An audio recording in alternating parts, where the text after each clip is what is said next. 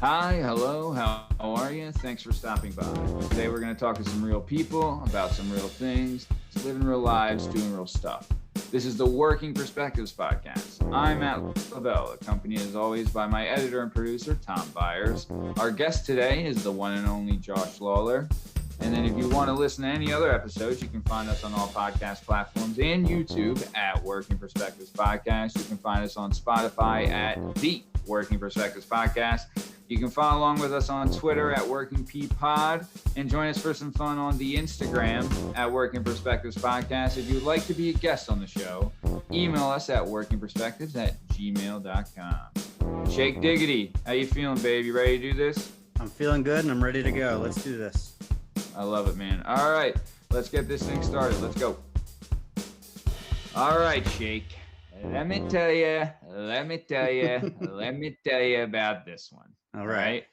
So I was very much looking forward to this episode for a long time because there's a place that's like near and dear to my heart that I know is near and dear to a lot of people's hearts. Mm-hmm. And it's the Henzo Gracie PA Academy. And this place is a place that changes lives. And I feel like the two people on this podcast, myself and Josh, both had our lives changed by going to this place. Mm-hmm. So it's an MMA gym, which means there's a bunch of different disciplines there and things like that. Yeah. But when you're at this place, right, you see a lot of, and I've been there for 13 years, and you see a lot of different people coming in. You know what I mean? And it's funny because like there's different times of year where it's a lot busier and like different events occur that like, you know, will make it get you like a lot of like traction. So like for instance, right? So in the gym, gym fitness world, the busiest month of the year is February, right? Mm-hmm. So the busiest month of the year is February. Reason is because people have their New Year's resolution. No, like people do it in January, some people, but a lot of people skip January and do it in February and start like that. Trying to salvage the year. Correct. So like, oh man, I didn't do it. All right, I'll start in February, blah, blah, blah. Happens all the time. Another thing that'll happen, and I've seen this a bunch of times, it happened after Pacquiao Mayweather. It happened after McGregor Mayweather. It happened after the Creed movie was released. It happened after Warrior came out, right? And like, Aldo McGregor, like mega fights, right? Where it's these people see these things happen on TV and now they want to come and think they can do it. Even like, I'll tell you, I've had people like the Avengers, and this happens with women too, where they see like Black Widow and all this stuff, like do like, they do like jujitsu and judo and all that stuff in the movie, like different types of moves. And they see that, they're like, wow, I'd love to learn that. So, and all, like a lot of that adds, a lot of that, people come in and that's what they want to do. Right. Which is fine. Anyone can do that. And, I've seen some people stick around with that notion. But a lot of times when you see people come in, it's like you can kind of smell your own kind of thing. Mm-hmm. So everyone has their kind of different reasons for being there and want to stick around and like, kind of live the life. Right. Right. And everyone's reason could be their own. There's a lot of times where I'll have guys come in all gassed up, like, dude, I want to get in the ring. I want to get in the cage. I want to fight, man. I need to fight. And I'm like, okay, buddy. Yeah. Right. And I'm like, look, you're not getting in there for months, if at all. And they're like, what? And I was like, yeah, man, you got to train. If I put you in there right now, it's going to do more harm than good. You're going to get caught in quicksand and you're going to hate it. It's going to be a nightmare and you're going to get hurt. And then I'm going to get in a lot of shit. So, you have to be like the adult in the room for that. Very much so. Yeah. Very much so. And there is times where it's like, like we're friends with a lot of other gyms too. So like, there's times where guys will come in that are like, they went to other gyms and stuff. And like, I know them, like when they come in, I'm like, okay, you're cool. Like you can jump in, you don't have to wait. But if some Joe Schmo just comes in off the street and it's like, dude, I want to fight tomorrow. It's like, not happening, man. Not happening at all. Oh man. So if I come knocking on the door, you're not going to let me, no, try out some of my moves. No. And if you ever go to a gym that has this like kind of fresh meat kind of thing, don't even bother. Oh, so that's a sign of a bad gym, is it if they let you get in there, and also because they just want to take advantage of you. Very much correct. Okay. That's a gym that's like, that's one thing that we very much practice against at the gym. And I know Josh is a big advocate of it now because of the position he's in. But it's always like I tell people all the time, it's like, there's always a bigger fish, brother, right? Like, there's no, like in our gym, there's no room for a higher level skilled guy to fight a lesser level skilled guy and beat on him, right? Don't get me wrong. If you're always the boss when you're in there. That has to be your mentality. You're always the boss, right? But if you're going in there with a guy that's obviously less skilled and you're going in there just to like beat the crap out of him, you're not learning anything. When you're in there with a guy who's less skilled, your thought should be, this guy shouldn't lay a glove on me. I should work on all my counters and all my moves and all my defense and all that stuff, right? And if that guy does hit you, then then you need to take stock in what you're doing. But if you're a guy in there who's obviously a higher skill level, trying to fucking get his rocks off by knocking someone's teeth out, then what happens is that you get the shit kicked out of you, and there's no remorse for that. Like, if you're the guy that does that, your ass gets kicked. That shit is not tolerated, which it shouldn't be. Like, people are coming in to learn, So like, this is an environment of learning. It's like, there's a lot of stuff that goes on. And like, when you're in training with camp and everything like that, like, you develop like a relationship with guys. And like, I've trained Josh and everything like that. So you develop a relationship because that's part of the job, where I have to know him, like, I have to know how he works and like his thought process and things like that. And like, talk to him and make sure he's mentally ready for the fight, because mentally it's way more than physically. Like, you can have all the physical stuff, but when it comes down to it, it's more mentally than everything. And you have to mentally prepare. Absolutely. So when Josh came in, it was probably like 6 years ago, right? Okay. He came in and he was like, he had long hair, right? He was like a skinny kind of, whip thin kind of guy, right? And I was like, look at this dude, I mean? You could tell he was in like a rock band and all this stuff, right? And I'm like, look at this freaking guy. And like, there's guys that you'd seen come in and you're like, oh, that guy, like, he looks like he's in shape, like he looks like he can go. And then they're like a total noodle. You know what I mean? Then you see another guy coming in who's like whip thin, long hair, grunge rock kind of gimmick. And you're like, what is this going on here? And then it turns out that they can actually go. You know what I mean? Like, when you see that, you're like, all right. And then like, you develop relationships. Like, think about this, Shake. Is there a place where you would go that you would punch or kick a guy before you would talk to them? Of course not. There no isn't. options in that department. I guarantee that I punched or kicked Josh before we had a real conversation. Besides, like, my name's Matt, my name's Josh, right? You know what I mean? It's quite the introduction. So like, it is, but it's like, one of the big things I tell people that come into the gym is the number one thing I want to see is, look, everyone tells me this, and I learned this from the owner of the gym, whose name's Rich Lotto, who's like my fucking hero, So I learned this from him. He's like, look, man, commitment is the name of the game. It is the number one thing. You can be kind of not as good, you know what I mean? Like, you could be whatever, but if you're there every day and you commit, then you can have my time. And he's like, and he tell me, he's like, dude, don't give your time away. That's your time. If you have someone coming in, right, and they want to pay and it's all that, you're like, yeah, that's fine. But like, if they're not giving you everything, then you have to be honest with them. You have to say, look, I need this from you. Otherwise, your goals aren't attainable and this isn't going to happen. If you want to just work out with me and I teach you this stuff and you're not going to fight and you're kind of just doing it to get a workout in and learn something new, fine. Then that's fine. And we can do that.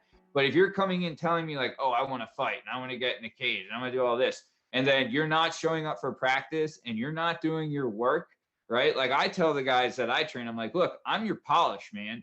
I expect that you need to be doing all of these things when I'm not around, right? Like, I'm not there in the morning when you wake up. I need to know you're running and getting your row work in and doing your morning calisthenics. You know what I'm saying? Yeah, you've talked about this with high school wrestling, that we just discussed this on a recent episode about how you have to, it takes a lot of self-responsibility, especially it's hard in high school, but now people, the guys you're dealing with, you deal with people of all ages, right? Do you have a wide range of people?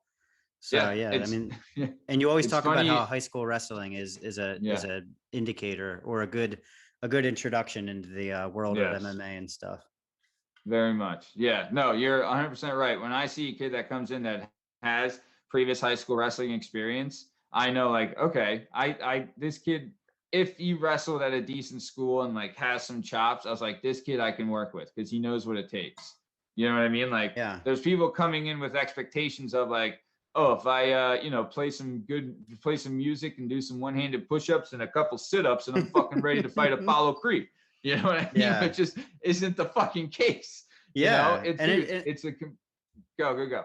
And it is like, I'm looking at it from an outsider. I've always been an outsider. I've never wrestled. I've never done any MMA, and I've never done like a solitary sport. I've always done team sports. And I imagine that it does take a lot of, there's a big learning curve to realize like you are the only one who's going to make any sort of change. Like you can't motivate your teammates. You can't rely on your teammates. It's just you. So I imagine that would be like a big learning curve. It is. And honestly, it's like knowing what you're worth too. Mm-hmm. You know what I mean? And like finding like reasons, like you have to justify why you're doing stuff. Right. Like I tell all the guys, and like eventually when you get to a certain level, like, and I know me and Josh have talked about, like, you got to kind of like pain. Like I don't, like pain is what it is. You know what I mean? Like I don't, sometimes you don't mind getting it and you love giving it kind of thing. Like you have to have a relationship with pain, and it can be, she can be a fickle mistress, but you have to be expecting to go in there and deal with it, because maybe pain hurts you a lot the first time, right? Mm-hmm. Maybe she hurts you a little less the second time. And then eventually pain's not hurting you anymore. And you're the one that deals the pain. And that's kind of how it works when you get in there. But surviving the pain is a process. And not a lot of people have like the fortitude to do that.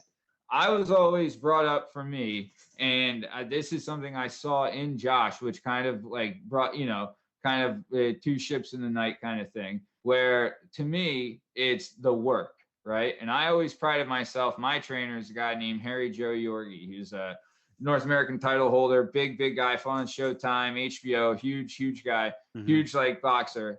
And his whole thing, and I used to take such pride in this, and he used to tell me that I work the most. No one works like me, and no one works as hard. And that's a big thing to take pride in, especially for your mental game.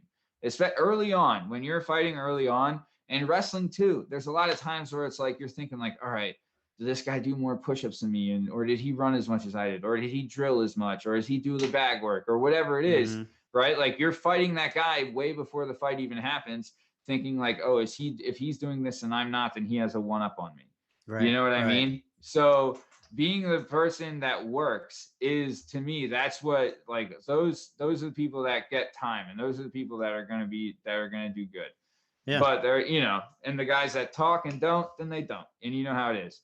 But when Josh started coming in, so another thing, the MMA gym is a unique place because of how it transforms lives, right? And like you were saying before, of all ages. So it's funny. So there's a couple people, and Josh will be one of them. One of the guys we have, he's a 52-year-old cop, and he's a bike cop. He's a captain of the bike police, right? So he is now more like confident in the fact he had to work when the vice president comes to town and when the president comes to town and during the elections and all the riots. He worked all the riots. And this guy has more confidence now because of the training, and his life has been changed because he's come to the gym, and now he knows like he can protect himself, he can protect his family, and it gives him an air of confidence. And he has goals now. Like he's training for this fight, and he has goals of like winning the fight and working towards the fight, right? Those are life goals he wouldn't have had before joining the gym. Then I've also seen it where it's like really young kids that come in, like awkward teen kids, kind of like chubby, acne, all that stuff. And then they transition into young men that are fierce young men, like very tough kids, right? Then you have a guy like Josh who came in here searching for something, right? And I was the same way. I was searching for something too, right? And then you search for this thing and you build a confidence and you build a self and you build an identity and something that you can be proud of, right? And you work towards this. And this is a goal that he's attained. And I'm very proud to see how far he's come and how well he's done. And I'm glad to have been there for it all and to see it all come to fruition. And he's done so well that now he's an instructor at the gym. He takes over for classes. He does a great job. And I can't be more proud of him. And like the success he's had has been unreal. But I know he's doing great. He's recently married. He's doing his thing. He's working hard. Josh, I know you've been doing great and everything's going good. I just want to ask, have you seen the movie Bohemian Rhapsody? And if yes, what do you think of that piece of shit movie? I haven't seen it. I stay away from boxing movies, music movies, stuff like that, because it's pretty much always an inaccurate representation in some way, shape, or form, and it's frustrating, especially with boxing movies. Yes. So I've talked about it on this show before, where in the fighting community, fighting movies are frowned on. Oh, they're not. It's not like we're all watching, Cinderella Man and Warrior on a loop. You know what I mean? Yeah. But to be fair, there is some movies, like I liked Creed, and obviously everyone's seen Rocky. Yeah. Like there is some that slipped through the cracks. And like when I was younger, I liked them a lot more, and look back on it as more like a nostalgia thing. But you find different things from the movies. Like Warrior, it was more, to me, it was a story of like two brothers that I kind of connected with, and like a dad who was kind of abusive. It's kind of abuse. And then Creed was more of like a kid who lost his father trying to, find something, which had like, dude, it wasn't bad. Yeah. It was right. Right. Yeah, those boxing movies like Rocky, they do themselves a favor of not relying on having super realistic like fight scenes and stuff where, like that's not what they're making their bones on, is, oh, look how this is what it's really like to be in the ring. But is it Creed or one of those movies that came out in the past couple of years had like a new technology? I think it was Creed, right? It's where, always, like, the cameras were like right on their chest or something. I would assume it's so. Stallone has done this several times where he's been like all the Rocky movies, he changed the game. Like Rocky 1, fighting before that was basically like fighting in a movie before that was kind of like dancing, right? But he changed the game. And like people, next time if you watch Rocky 1 again, I found this out, that the sound effects they used when the punches landed are cannon shots and musket shots are the sound effects. Yeah. So, so when you watch it again, try and listen for that. But like, even then, the way they were choreographing the fight scenes and things like that, and that's in all the Rockies. Creed 2, they were all choreographed, and a lot of them, like, there was like, it's like a thing they have where like they were actually hitting each other. Like Dolph Lundgren, I believe they had to stop filming for like a couple weeks as Dolph Lundgren cracked Sylvester Stallone's orbital bone. Nice. And Michael B. Jordan when Tony I think it's Tony Mello Tony Bello is the name of the guy he fought in Creed, in the first Creed. And that guy's an actual real fighter from England who's like really good, like a world champion. And he, in one of the scenes, he actually knocked him unconscious, Michael B. Jordan, for real. Wow. Like Stallone was like, hey, give him a fucking real one. And absolutely. Like, if they're gonna bring like a professional non-actor in there, they probably is like an understanding that like, hey, we're bringing you in here because we don't have to teach some actor how to like pretend to fight. So I'd imagine that. I saw a video where he was talking about how he would fight Roy Jones. He was like, I think I could do my thing against Roy Jones. And then who said that? Michael B. Jordan? Yeah, he said he could fight. He would take on Roy Jones Jr. He would do his thing. That was what he said. He would do his thing against Roy Jones. Get out of it. And I didn't know he got knocked out by like a C-class fighter. So yeah, good luck with that. Dude. Well, I mean, Bello's pretty legit. He knocked out David Haye. Watch that fight. Yeah. David Haye versus Tony Bello. Pretty good. Yeah. But boxing itself, honestly, what boxing needs, so MMA doesn't need a movie right now. MMA is fucking red hot. Boxing needs the movies. Yeah. You know what I mean? Yeah. And which is a shame. The thing with some boxing movies, like I saw bits and pieces of Creed, but I didn't see the whole thing. But the one thing that was realistic, like you were saying earlier with the intro there, background on the gym, is some people, especially in those movies, they're trying to fill like a hole in their heart sometimes, right? He was like losing his dad and stuff like that. And I guess that was kind of like me a little bit. Like when I popped in the gym, it was just because I had a lot of death all like happen in my family all at once. I lost my grandfather, my grandmother, my sister's kid died of SIDS. Jesus Christ. And then later on, like 6 or 8 months after that, my cousin OD'd. She was 31 and she left behind like 2 kids that were less than 5 at the time. So it was just kind of all like piled on. And yeah, I mean, I was in a rough spot with a lot of my relationships, and it was starting to show like in my personal life that like something was going to happen, like either like I was going to snap like in public and like something, and then there was other circumstances where I did kind of lose my temper and just like I wasn't myself, you know what I mean? I've kind of always had a temper a little bit, like it's gotten a lot. Yeah. As everybody gets older, it's gotten a lot better. You know what I mean? Gym helps with that too. But yeah. There's some. I was looking for something and I needed something. It was like the kind of thing where people are like, okay, I'm gonna go to the army or this. Like I'm just going to the Marines, dude. Like I'm just gonna shave my head and like change my life. And I don't know, you know what I mean? But I didn't want to do that. Like that wasn't my thing. It's not. That wasn't a disrespect. I just couldn't see myself doing it. So that's something that's like full commit. But my dad did martial arts growing up for a long time. And I'd been like at the karate dojo, you know, back then it was all like 90s, like sport, point karate, stuff like that. And then later on, he did stuff, but I was around it, you know what I mean? Like, and I always thought it was really interesting. And my mom didn't like it. Like when I was young, you know, my mom didn't like she had that very like old school mentality. It's going to make them more aggressive. Well, so you want to do it more. So like eventually I kind of grew the ball at the gym every day, like when I was going to work and going to my garage, and it was right there, and like I just eventually just one day I just kind of grew a pair. And it's people talk about it, but it is intimidating just walking into a gym. People are slamming pads and stuff. And I'm a grown man, but I know how to fight. You know what I mean? So it's the same thing. Like that's one thing that's true about a lot of those movies. It's like people are looking for something. Agreed.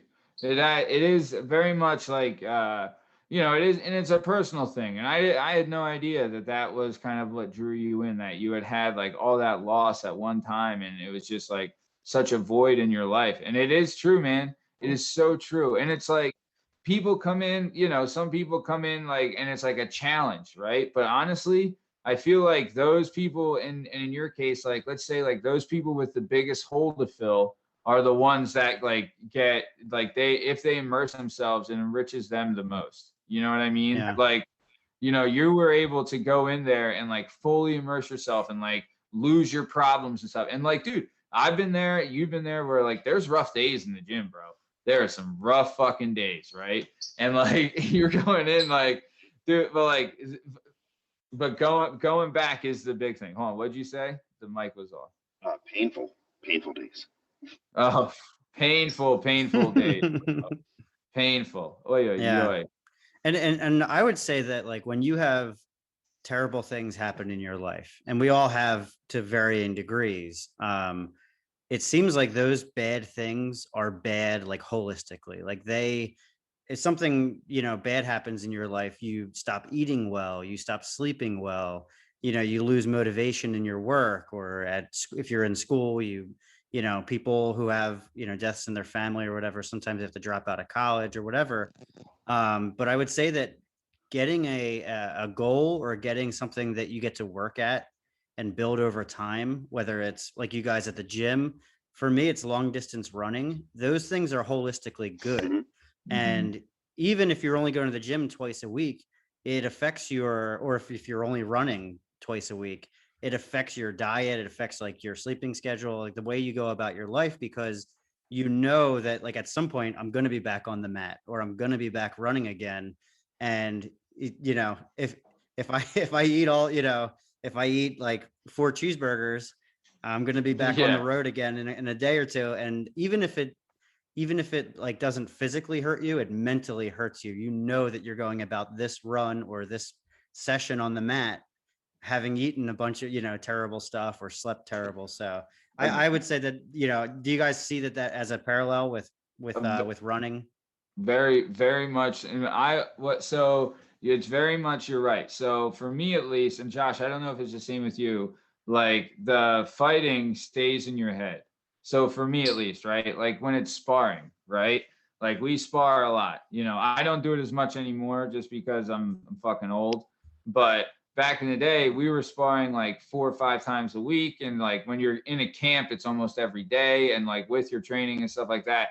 And a lot of times, like I'm just replaying like the sparring sessions in my head. And then like if it's a fight, I'm replaying the fight in my head all the time. So that like you're going into it thinking like, and like we were saying, like when you're thinking of the other guy you're fighting, right? You're thinking like, oh shit, if he's not eating 4 cheeseburgers, like I'm not gonna eat 4 fucking, you know what I mean? So like, but also when you are training, like you have goals you want to attain. And right now, like the status, and I tell this to people all the time, right? And this, I had to tell this to Josh because Josh is an instructor now, right? So when you're an instructor or a coach, right, you're the goal for a lot of people. Like everyone in the class, their goal is to eventually beat you or be on your level. Yeah. Right. So it is like you're holding your status as alpha, but like you have to do it. You know what I mean? So when you're in there, like you see these guys come in and things like that, like, but you're playing in your mind, like you're also teaching them and you want them to learn and you want them to do well. And you don't want to hold anyone back either. You know what I mean? But at the same time, you want to be the boss as well, right? Like I'll teach everyone whatever they want to know, and anything I know, I will. But like when we get in there, I'm not going in there to lose either. You know what I mean? Absolutely So, not. like, No. It's a very. And that's how it has to be.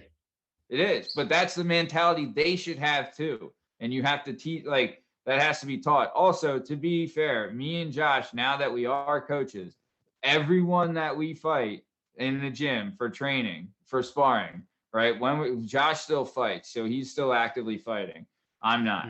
But Josh, when we're training, everyone can go 100% on us, right? They know that that we're there and they're here and that they can go 100% on us. And there's maybe 1 or 2 guys that I wouldn't even say go 100 on, but that we can go hard with, right? But you're not going like match speed on anybody. No. You know? No, absolutely not. So like that, yeah. So when you're mentally preparing for this stuff, like, yeah, there's days where it's like, all right, I have sparring tomorrow. So, maybe I won't lift legs today or flip tire shakes. I want to save my legs for tomorrow. You know what I mean?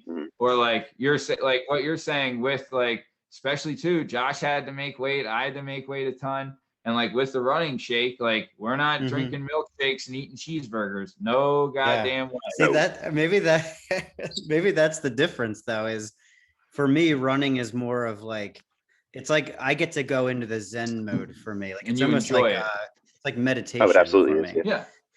Yeah, where you guys have to have like an element of competition within it. Like the alpha dog, like I want, who's on top of the mountain, and that makes you better because your goal requires you to like have that edge perhaps. And I'm sure there's like Zen moments of MMA and boxing and stuff. But the thing is that when I finish a long run and I'm really happy with it, my brain is like, oh, it's time to chow down. Because I don't ever have to pay the piper really. Like if I run 2 miles the next day instead of 4, or if I push off my 10 mile or my 14-mile run for a couple of days, it's not like anybody's like, I don't know, except for me. I'm the only one who knows. What if, but for success in running though, you need the carbs, you need the calories though. So like that's something you need, right? Like absolutely. If you're running 14 miles, you need to eat 4 cheeseburgers. You know what I'm saying? Like you just need to replenish that. Absolutely, you do, but I think I cheat a little bit. And they say that after a long run, they say actually to have a beer. That having a beer after a long run is like actually a good way to like put that stuff back in your body. But so in your mind, do you think like I'm not going to do this because I want to run this tomorrow, right? Like is that what you're saying? Yeah, I have that. Absolutely, you're not drinking for sure. That's the last thing. Like. I don't drink and party. I used to party and drink and have fun and all that stuff for sure. And like when I wasn't in camp for a fight, I was going out having a good time and doing my thing. And Josh was the same way. But when you're in training, and even now, man, like now that I'm older, I'm like, I'd rather work out than, knock on wood, I'm saying that now, tomorrow, sorry.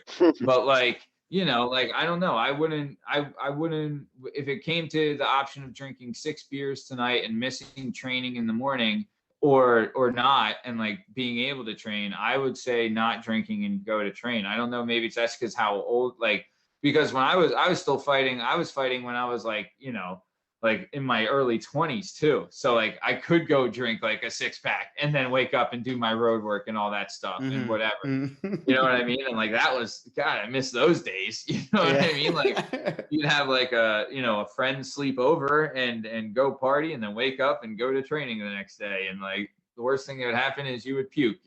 Yeah, right. You know what I mean? If I did that now, I'd freaking have a heart attack. But you're made of elastic then, funny. so it's all good. Oh, yeah. How about it, man? At that point, dude, no injuries either. Your hands are like, oh, so crisp. God, it was awesome. Yeah. Do you ever play? So, quick question, Josh. Do you ever play this game? Because you've been at this game for a while, and so have I. So, do you ever play the game of like, I'll think in my mind, like, man, could I beat myself when I was this age, or this year, or when I was like this? You know what I mean? Like, could myself now beat myself of 2017? Oh yeah. You know, like conversations. I play that game all the time. All the time, yeah. Like, am I doing better now than I was then? Especially with the gym, like when I started my first fight compared to now, and I think about that, I would slaughter myself in 30 seconds compared to like what I like now compared to then. I mean, yeah, it would just be the wolves, man. Like, not good. Yeah, agreed. Yeah, you'd be fucking slaughterhouse. Yeah. So, all right, cool. So good. I'm glad and we'll talk about this more, but I did want to move into the hot segment, Hitting the Streets. Everybody's new favorite segment, Shake's Gem of Idea, and everyone knows what I'm talking about. I'm talking about some memory lane. Where do these bizarre memories come from? So in English, if you say this is lame, when you're describing something, what you are saying is that it's not cool, it's not awesome, it's not interesting. That's memory lame, as in not cool. Lame, L-A-M-E, as in not cool, as in bad. Cool, not, whatever. So this is where we bring up something from the 90s or when we were kids, and we discuss if it's still totally rabular, tubular, ticular, whatever, or if it's lame city. So Josh, as it goes, and as the guest of the show, do you have a topic for memory lane? Yes, sir. Something that was near and dear to me. You were saying 90s coming up, so it really reminded me Connects. That's what I had when I was younger. Connects. That's a good one. Connects. The cosmic invaders are planning an attack, sir. We need that hyperspace training tower stat. Hyperspace training tower, you can build it with the power. Okay, cool. Power up. It's Gigundo. Whoa, it's bigger than Dad. Train him hard from the beginning. Walks in space, gyro spinning. We are ready. Master hyperspace with the awesome power. Power of Connect. Hyperspace training tower comes with electric motor and everything here. Connects. Yeah. Ooh, so did you do Legos too? Yes, yeah, but I was way more into Connects. I felt like there was a lot more you could do with Connects than Legos. Like you could build cars and all kinds of shit, you know? Yeah, I was just gonna say I had a motorcycle that was a Connects motorcycle. Me too, yep. It was the best. Yep. Yeah. Dude, did you guys get sets that actually like you would build the motorcycle, or did you build it just like in your, freestyle?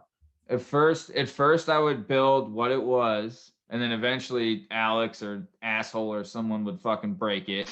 And then those things just become like scraps. And then when you build like a mega thing with all this stuff mixed together, then, that's what that would be. That was it for me, at least. Cause we had a ton of, we had a whole like huge bucket filled with Legos, and I just used to go ham on them. I loved Legos, man. That was awesome. Connects, dude. That's great. That was like next level Legos, like the stuff, because they had like beams, because Legos was legit blocks. Yes. Right. Yeah. Like it's bigger blocks and pieces, whatever. But like you had like planks and beams and like bars and stuff with Connects that you're like putting in. I've never. Yeah, and they would clamp too. They could clamp instead of pieces. And they were like legit load bearing. Yeah. You know what I mean? Yeah. You could place like you could make like a bridge that's like, oh, this isn't gonna fall apart when someone touches it. Yeah. Josh, what Kinects was are your legit. go-to Connect? So when I first got my Kinect set, I just got a giant like briefcase looking thing, like with a handle on, looked like a tool chest kind of thing. So that's what I got, and then I just got like additional stuff from there. My parents would get like, so it's like not every Christmas, but it was always a pretty much go-to gift. That it's just like hook, line, sinker, just get them some Kinects. You know what I mean? Because like I've always been like very like to myself, like individual type things, tasks, stuff like that. So Kinects was a perfect one for me. I would just sit in my room for hours. My parents would come in and I would like have like a jungle gym of Kinects and I'd be sitting in or something. You know what I mean? Like, so yeah, that kept me busy for hours. It was PlayStation, Kinects, and my dirt bike growing up. What a great Big toy fan. that was. Yeah. And I think the factory that, correct me if I'm wrong, but in Hatfield, PA, there's a Kinects factory. Yeah, it's right down the street from the gym. Yeah, it's right down the street from the gym. Really? Yeah, it's right by the gym. I had no fucking idea. 309 and Bergie Road. 309. Yeah. So, okay, another thing with Kinects. Say you left a Lego out, it's late at night, and you're walking across the carpet or whatever, and you step on that motherfucker, forget it. Or if like your parent does, you're fucking going up for adoption. Ass is grass. Like, they're not fucking having it, right? But I don't think Kinects. I don't think they were as deadly, right? Like the Kinects one is bad. God, it's just a superior toy, man. So the Lego company, I'm sure, has been around for like, I don't know, at least since what, the 70s or the 80s, I would assume. Legos, if not longer. Yeah, maybe like 60s. Like they've been around forever. Yeah. And man, they were like, they held the title belt for so long of that kind of toy. They took it probably from like Lincoln Logs, you know, Erector set. Or Erector sets or whatever. And then Kinects comes along and the Lego company is probably like, shit. Like, all right, we're done. I don't think Lego's hurting. I don't, honestly, is Kinect still around? I don't know. I know Lego's fucking Lego's doing awesome. Like they had fucking movies that were hits. The Lego they have Legoland. Dude, Legos were, don't get it twisted. They have a better Kinects marketing were department. The gimmick. Plus, dude, like they were more like, so Kinects had like cars and motorcycles, and those were awesome and stuff like that. Roller coasters. But then like I don't know if that was competing with like the castles and the pirate ships too. You know what I mean? Like they're all over. You know, I don't know. It was still awesome though. Yeah, I feel like if you love Kinects. All right. I feel if you were like a gearhead. Go. If you were a gearhead, you would like Kinects more. You know what I mean? If you, Lord of the Rings, like fantasy stuff like that. They like Legos was better for that. But if you were more like engineering, or like a gearhead or something like that, like Kinects was the way to go, and that was definitely me. Yeah, they had like actual engines and stuff, like you know, battery pack engines and all that. I never had it, but people at my school did. You know, I would get like the scraps, come home with like a one Kinect a day. You know, build it up. Look, I traded 3 Legos for 2 pieces of Kinect. Yeah, woo! I could go for some Kinects now, man. Maybe maybe for Christmas next year, my wife will get me some Kinects. Did you ever trade like, okay, so like in school, did you ever trade a toy with someone in school? Like for something they had? Yeah, for sure. What did you trade?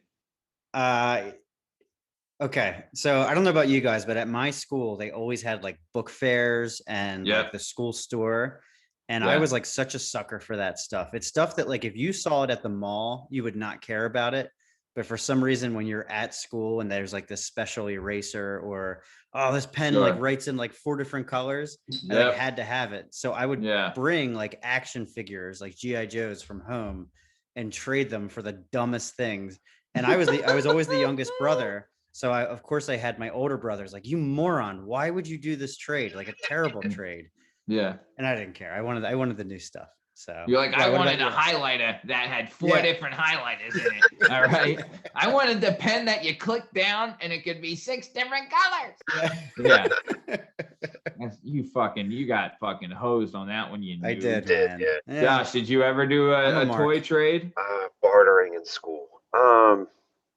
I'm thinking I'm definitely hustled for some Pokemon cards at some point, or Crazy Bones. It was Pokemon cards and Crazy Bones when I was like in elementary school. Stuff like that. Yeah. And, like Game Boy Color games and stuff like that. And I'm sure I did some, fraternizing back and forth with Crazy Bones and stuff. I mean, I had a bag of Crazy Bones when I was young. I was hot shit on the playground with Crazy Bones.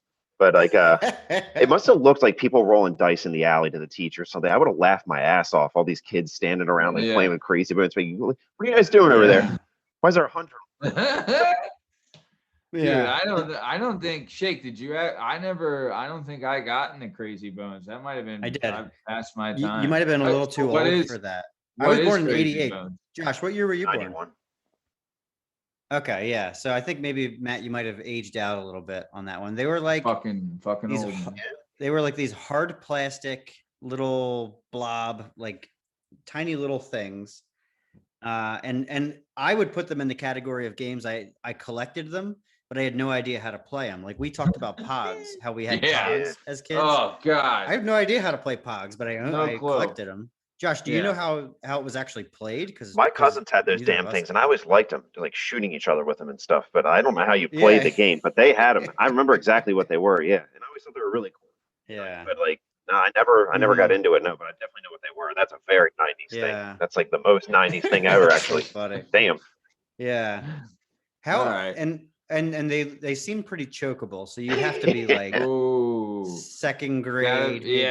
They're ages 8 and up or something. Maybe, yeah.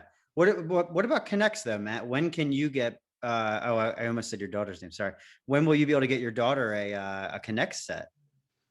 I mean, not anytime soon, because everything she sees now, first thing she does is bites it. Yeah. You know, so. Like we were at the park the other day and she went up to the fence and just tried to bite the fence. I was like, "Not biting the fence. What are we doing here? Come on." You know, she walks up, they have like this thing that's like a spin around for kids. Like you put them on it and you can like hold it and walk in a circle and it spins the kid. Fucking, it's got like a net on it, whatever. Fucking climbs into that, just starts biting things, hugging other kids. I'm like, we don't touch. And don't even look at these kids. They're fucking terrible. Get away from these dirty kids. Yeah. She's nuts, man. She'll go down like the slides, like head first and stuff. She loves the swings. She's crazy. That's cool, though. She's inquisitive. Very much. But yeah, she's no Connects, no Legos. Hopefully never. I mean, maybe I'll miss that because I don't want to step on any Legos at 2 a.m. You know what I mean? Definitely not. But she might. I don't know. Maybe she. Hey, I wouldn't mind. She did. I'm not gonna lie. I had a little cousin, my cousin Young Mike, that he like kind of lived with us for a little bit, and I used to get him Legos and shit all the time. And I'm not gonna lie, I was having more fun putting them together than he did. You know. And this is like 2012, 2013. You know what I mean? So. It's like, I don't know. I would love for her to have that stuff, but I don't know if girls are into Legos and Connects as much, but we'll see. You know, hopefully. But let's put it to a vote. All right. Okay. Joshua, since you put this up, your vote, is it rad or lame? Connects. Connects are rad as hell. Rad as hell. Shake Diggity, your thoughts? I have to agree. Connects are very rad. You know what? I'm Legos man first and foremost, but I will say Connects are rad. We're gonna round it out with a Mondo rad for Connects. All right. All right. Joshua coming in with a big winner here. All right, nice. We got time for one more memory lane there, Shake Diggs? Sure. Do you have one, or you want me to pull one from the list here? Pull one from the list, old Shake Diggity. Let me have it. Damn, you know what? Like there's times like I'm like thinking and I'm like, oh, that'll be great for memory lane. Oh, that'd be great for memory lane. And then I fucking never remember what it is. You know what I mean? In those occasions, you got to like either text yourself or me or email yourself. That's what you got to do. You got to like somehow save it. Get the notepad. Get a notepad app for your phone. That's what I do. I have a notepad app if I need to go to the grocery store, like if I'm like doing. Yeah, I use that. Yeah. Is that gimmick good? The notepad app? All right. I might do that. Yeah. I like it. I just used it today. My wife, she found out how she can add stuff to like the grocery list on her phone. And it always happens where like, I'll yell at her, like, I don't need this list. I'll just remember it and I'll come back. And of course I forgot something. Oh yeah. So now I adhere to the list. Dude, what is it called? Notebook? Like Notepad. Notepad. Yeah, well, Notepad. Matt, you don't have an iPhone, right? So I'm sure there's like dozens of apps that do. Dude, but so I always do the thing, for me at least, with my wife, where I just don't want to fucking hear like, oh, you forgot the milk or the diaper. So every time I have to go to the grocery store, I text her everything she said that she wanted. I was like, look, if it's not there, then you're fucking going and getting it. All right, go fuck yourself. I'm not fucking doing it. But then, then we had a baby, and I was like, hey, what do we need from the grocery store? Oh, I forgot that. All right, I'm leaving. See ya.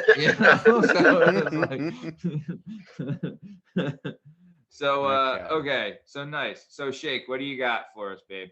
Okay, so for this memory lane, I think we should go with a little movie called Ace Ventura: Pet Detective. They faced incredible odds and unbeatable enemies to earn the name Hero. But now there's a new way to spell action.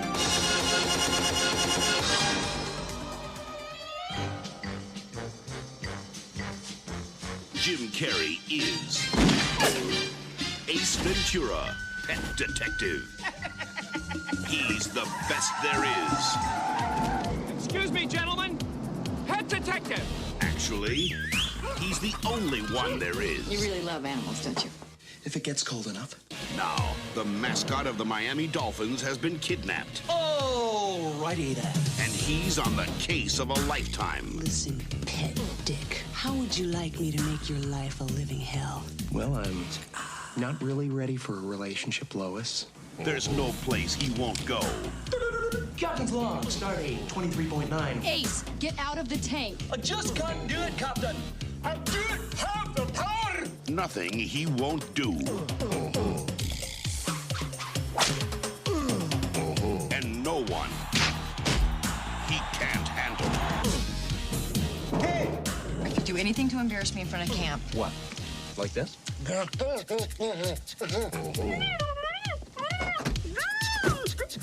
Hi, Captain Stubing. Because when this pet detective gets the scent... Where's Dan Marino? Hi, I'm Dan Marino. Marino, why? Because he's about to join Snowflake. He'll follow it anywhere. Here's Snowflake.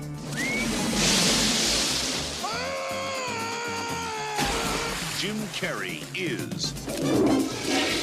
Do not go in there. Woo! Ace Ventura, Pet Detective. Yes, yes, yes. Oh, man.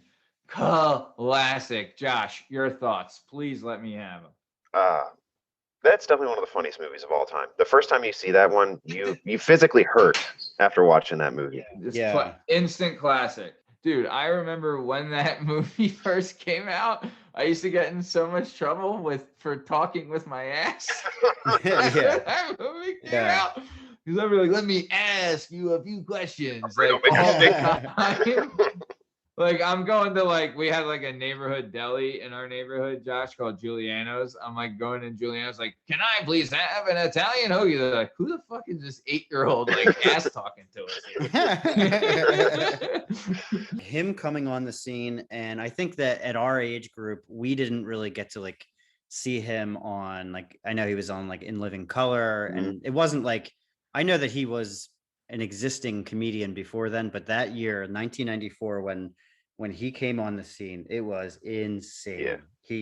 He just absolutely what is this creature? He was like an alien that came in out of the sky. In 94, he had a 3-movie run. He made Ace Ventura, he made The Mask, and he made Dumb and Dumber all in a row. Man. They all came out in one year. Busy guy, Jesus. That's just such a crazy run for him. Dude, and especially what year? 1994. Oh my God. When did Liar Liar come out? Unreal. Liar Liar, I think, was right around that same time. Was that 94? I think it might have been. I mean, it had to be really close. It might have been a little bit after. Word. How did he do that? That guy must have took 10 years off his life that year. Yeah, I mean, he's a little off the edge now. Because then he had Truman Show, and then he had Man on the Moon, right? Yeah. So he did. And then he had Me, Myself, and Irene. I fucking love that movie, Me, Myself, and Irene. That movie is hilarious. I never saw it. He did Batman Forever. Don't forget that. The Riddler. He was the Riddler. Yeah. Yeah, and Cable Great Guy. Riddler. Cable Guy's a great And one Arnold's as in that well. movie. Dude, never. He's Mr. Freeze. Yeah, Arnold. Yeah. Dude, I never. Liar is 97. Oh, okay. Never really got into whatchamacallit, the Cable Guy, tell you the truth. I like that movie. I think the Cable Guy is great. I loved his Jays in the basketball scene, the fucking 11s. I think he had the Space Jams on. Yeah. Besides that, no thank you. Man, what a run this is. So it goes Ace Ventura, The Mask, Dumb and Dumber, Batman Forever, Ace Ventura 2, When Nature Calls, The Cable Guy, Liar Liar, The Truman Show, Man on the Moon, Me, Myself, and Irene. And then in my opinion, the one that really capped it off, Jim Carrey's The Grinch. Yeah, I dude, love that movie's awesome. Oh my God. That movie's incredible. Nobody gave it any credit, but it's a really good movie. That's an 11 movie run. That's like, who's beating that? Mel Gibson, Tom Hanks? Like, come on. Do people even make that's a tough ass. People even make other movies then? Jesus. Yeah, I know. The only other are those 11 #1 hits too? Like they were all #1 at the box office, like right? super popular, super duper. They had popular. to be. They had to be #1. Yeah. I know because Ace Ventura was, The Mask was, right? Ace Ventura 2 was, Liar Liar was, right? Like they were all #1 hits at the box office. That's 11 #1 hits. That's and then he had Eternal Sunshine of the Spotless Mind after that, which was even better. Dude, that movie, that's one of the best movies I think I've ever seen. You ever seen that movie, Josh? Eternal Sunshine of the Spotless Mind? No, sir. Oh, bro. I'll hop on Dude, it. it's like a total movie. that's like it's not a normal Jim Carrey movie. No. Dude, no. Killer cast though, because it's Jim Carrey, Elijah Wood, Mark Ruffalo, Kate Winslet, Kirsten Dunst, Kate Winslet. Dude, it's a great movie. Great movie. Oh my God, great movie. Dude, fucking, I remember seeing that when I was in like, because that came out when I was in like, I think I was like 19 or something. And I was like in relationship stuff. It was like, this means so much to me. Yeah, it was the perfect movie for Matt at the time. Because of how deep you are, Matt, or were. Oh, he's a teddy bear. At that age. He's a big teddy bear. Yeah, very sensitive. But those Jim Carrey, that like 11 movie run, also they're all like, and I don't want to say anything, say what you will about the Marvel movies. They're all like established properties that like need licensing and stuff. All those Jim Carrey movies were like original characters, except for the Batman movie. Yeah. That was the only one where they had to actually license the characters or whatever. These were just original like people that came up with. Yeah. And then they took this guy who is just some sort of weird alien person and like gave him a vehicle to be crazy. The only other and back then, the only people that really came close, the only person I think is Mike Myers. He's the only person that like was, an established. Because you had Wayne's World and you had Austin Powers and all that. That was just like, and Eddie Murphy too. Yeah. Eddie Murphy too. Oh, he's a killer, dude. Back then, Eddie Murphy was a man, dude. Oh, he was on top of he was. I love to see his run because he had like 48 Hours, Trading Places, Coming Beverly to Hills America, Cop. Beverly Hills Cop. Yeah. Like all of those in a run. Right. Then and all those, but half of those happened like before we were born or when we were like infants, But then he had like Nutty Professor. Yeah, and he had like a second run with those, like the Nutty Professor and did he have like what was it, like a Dr. Dolittle movie? Yeah, Norbit. What was that? Norbit? Yeah, Norbit. I think that's what it was called, right? He definitely had a movie called Norbit. Yeah. Oh, he was in Bowfinger too. I love Bowfinger. He said, I know, I think so. Your boy, Mark Maron, I think Eddie Murphy was on the Mark Maron podcast last week or a couple weeks ago. And he had said, he's like, he left Hollywood, like he stopped like doing movies and stuff for a while. And he's like, cause they just all sucked. He's like, all these movies sucked. He's like, I didn't want to make shitty movies anymore. So I stopped and I was like, Jesus Christ, Eddie. But dude, he had some hitters. But okay. So like you were saying, all of Jim Carrey's things were unique novelties. Like they were like, dude, him playing multiple personalities in Me, Myself, and Irene. That's genius level shit right there. Yeah. You know what I mean? And you can't just like, you really can't write a movie like that thinking, we'll just find the best person for the role and hope it works. Like you have to know that you have like a Jim Carrey.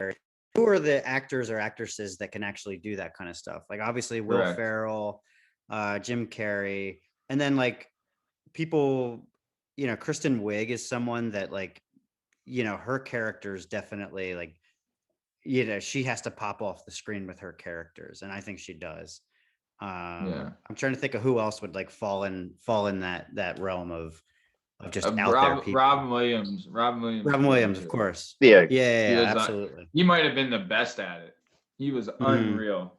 That guy was a god. Jesus Christ, can't miss him. Yeah, he was fantastic. Man. Yeah, just like Dustin Hoffman, I would say too. Like a controlled eccentric. Oh, absolutely. Like Yeah. Did you see there's like a thing came out this week that there's like a R-rated version of Mrs. Doubtfire that came out. So he was so crazy back then that he would do a bunch of takes that were not family friendly. And I guess the director or whoever edited it created a version that was like R-rated and like really not like PC. Oh, that's the best. But like it never saw the light of day. And his daughter came out like last week and said something along the lines on like Twitter saying, I don't care to see like the R-rated version of Mrs. Doubtfire. Like I love the Mrs. Doubtfire that exists. And if you want to see my dad say like intense curse words and stuff, just watch any of his stand-up specials. And oh my God, he goes nuts on those. And then she goes, it's him and all of his long arm hair. Because he did have like the craziest he was a whoop, dude. That guy was a hairy bitch. Oh my God, he was like the hairiest son of a bitch going. Jesus Christ, dude. All right, we got we bird walked a little bit. Let's vote on this thing. Shake Diggity, you brought her up. Ace Ventura, rad or lame? What do you got? Rad. Joshua, rad all day. Rad or lame? Rad all day. Rad, Mondo Rad, baby. Mondo Rad, that son of a bitch. You can't. Come on, it's Ace Ventura. Yeah. That thing, dude. That was one of those movies. Like, there's been some movies that are so quoted that it's unreal. Like, I believe, like Anchorman, massively quoted movie. Napoleon Dynamite was quoted, but Ace Ventura, Dumb and Dumber, Ace Ventura was like, dude. Alrighty then. Yeah. You know what I mean? Like all that shit. Like, come on, bro. Everyone was all about it. It was so quotable that you could even say things that weren't in the movie in his style, and people would know you're doing like the Jim Carrey. Yes. Yes. So that's awesome. I bet you there's enough generations now coming up that kids like would probably do that. Somebody would just be alrighty then, and they won't even know why they're doing it. You know what I mean? That's probably getting to that point. It's just it's just a thing now. You know what I mean? Like. Yeah. For sure, absolutely. Dude, yeah, transcends, man. That's awesome. All right, so that was another rousing segment of Memory Lane. All right, anyone has any memory lane suggestions for us? Throw them on us at our Twitter at Working P Pod, or send it to our Instagram at Working Perspectives Podcast. All right, now let's get back into some stuff. So. Let's get this going because we got a lot to talk about today. Very interested in this stuff because Josh has a very, very interesting background. Really, really cool stuff. Really looking into it. So Josh was born and raised. He was born in Doylestown, grew up in Warrington. He went public school K through 12, graduated from CB South. CB South wasn't even a school when I graduated high school. Tells you how fucking old I am. Then he went to NBIT. And that's where he got a thing in architectural drafting, right? Yeah. Coming up, Josh was very much like we were saying before, didn't do many team sports or any. So he was big in skateboarding. Yeah. Skateboarding, BMX, motocross, and now, kickboxing and boxing and everything like that. And he did all that stuff coming up. One of the things I'm really interested. So like skateboarding, like, dude, when we were kids, like being a skater might have been like, that's the coolest thing you could ever be, right? Like the shoes, the clothes, like it was a whole like transition. Like you were just like I tried skateboarding, really sucked at it. Had a bike. We've talked about my bike. It had a name that we can't say anymore because, you know, it's not proper. We'll just call it the Roo.